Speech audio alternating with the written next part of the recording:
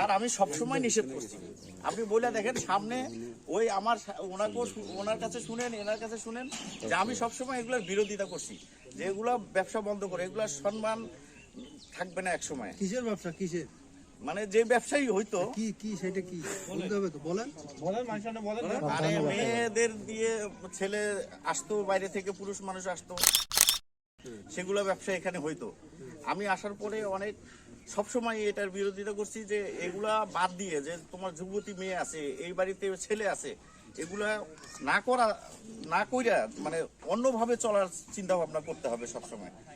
আর আমি এগুলাই সবসময় বলছি, সবসময় বিরোধিতা করছি। আপনি শুধু এটা ব্যবসা করেন না আর অন্য কোনো ব্যবসা করেন? না, তো আমার যা কাপড়ের ব্যবসা আছে। না, আপনি আমাদের কাছে আরো অনেক তথ্য আছে আর কি। তাই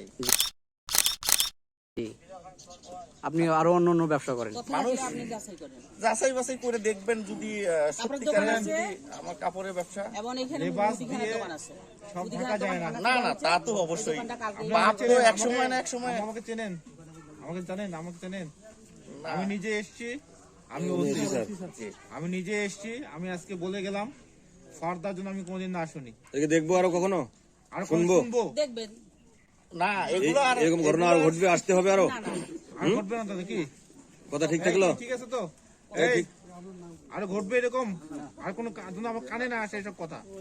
মেয়ে তো আগে তো এখানে তো অনেক কিছু করছে, লজ্জা শরম হয় না?